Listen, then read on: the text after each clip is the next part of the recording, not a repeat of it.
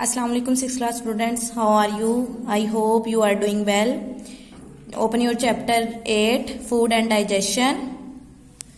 In today's lecture we will solve bookwork page number 140 multiple choice questions.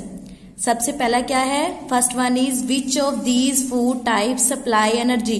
इनमें से food की कौन सी types जो है वो हमें एनर्जी देती है? कार्बोहाइड्रेट्स, फैट्स, प्रोटीन्स या राफेज. फूड टाइप्स में हमने कार्बोहाइड्रेट्स पढ़ा था. Carbohydrates are chemicals that supply energy. Means हमें एनर्जी उन चारों में से कौन देगा? Carbohydrates. Correct answer is carbohydrates. Second one is which of these food types are important for the growth of bones and teeth. इनमें से कौन सी फूड की टाइप है जो बोन्स के लिए, हड्डियों के लिए और टीथ के लिए, दांतों के लिए इम्पोर्टेंट होती है?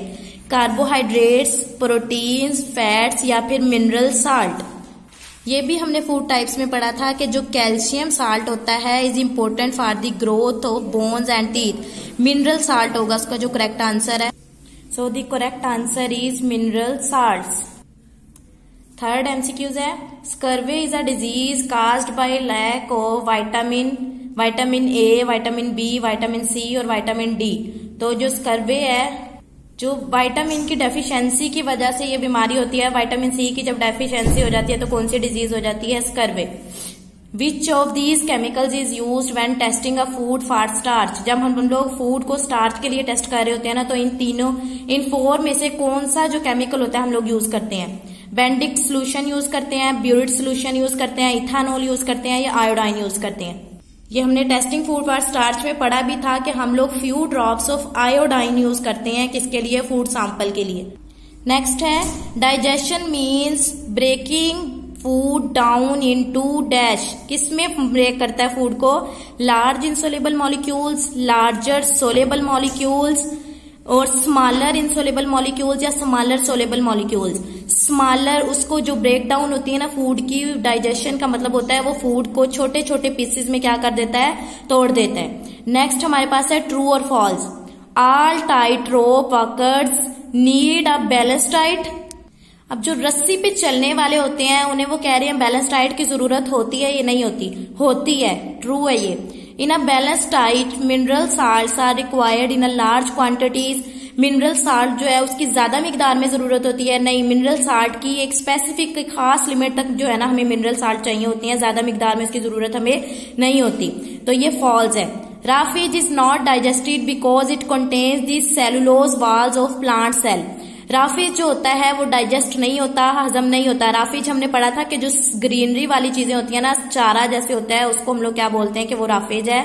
वो डाइजेस्ट नहीं होता बिकॉज क्योंकि इसमें क्या होते हैं? Cellulose walls of plant cell.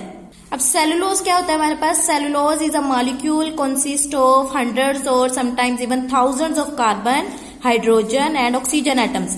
तो जो सेलुलोज होता है ना वो मेन सब्सटेंस होता है प्लांट की सेल वाल के अंदर. सेलुलोज मेन सब्सटेंस होता है जो उसको किसमें हेल्प करता है? पौधों को ना हेल्प करता है कि ताकि वो सीधे खड़े रहे, झुके ना. वो कौन हेल्प कर रहा होता है उनको? सेलुलोज हेल्प कर रहा होता है. तो ये जो है हमारे पास ये क्या है? इसका आंसर ट्रू है. If a vitamin is missing from our diet, अगर हमारी डाइट से, हमारी खुराक से विटामिन मिस हो जाता है, you will get a efficiency disease. तो आपको एफिशिएंसी की बीमारी होती है या डेफिशिएंसी की? डेफिशिएंसी डिजीज हो जाती है हमें. ये फॉल्स है. Saliva is a slippery. Saliva जो होता है वो स्लिपरी होता है. So that food is easier to swallow. तो जो है ना हमें खुराक को चबाना जो होता है ना, स्वॉलो करना, निगलना हमारे लिए क्या होता है? आसान होता है. तो दिस इज ट्रू. नेक्स्ट है fill in the gaps using these words. सबसे पहला है a starch molecule is made from lots of dash molecules. हमने पीछे भी पढ़ा था जो स्टार्च होता है वो ग्लूकोज की एक टाइप होती है. तो ये कौन से मॉलिक्यूल्स के पर मुश्तमिल होता है? लॉट्स ऑफ ग्लूकोज मॉलिक्यूल से मिलकर बनता है. A protein molecule is made from lots of कौन से मॉलिक्यूल से मिलकर बनता है? अमाइनो एसिड्स मॉलिक्यूल से. ये सारा हमने पीछे पढ़ा हुआ है. पेज 107 पे जब हमने एंजाइम स्टडी किए थे ना तो वो सारा उसमें बताया हुआ है एंजाइम्स में. A fat molecule is made from lots of dash fatty acids and dash molecules, glycerol molecules. ठीक है. नेक्स्ट है dash is an enzyme that breaks down starch. कौन सा एंजाइम जो स्टार्च को क्या कर देता है? ब्रेक कर देता है, तोड़ देता है. वो कौन सा होता है? एमिलेज. नेक्स्ट है dash is an enzyme that breaks down fat. जो फैट को तोड़ता है वो कौन होता है? Lipase. Dash is an enzyme that break down protein, उसके नेम से ही पता चल जाएगा कौन तोड़ता है उसको, प्रोटीज।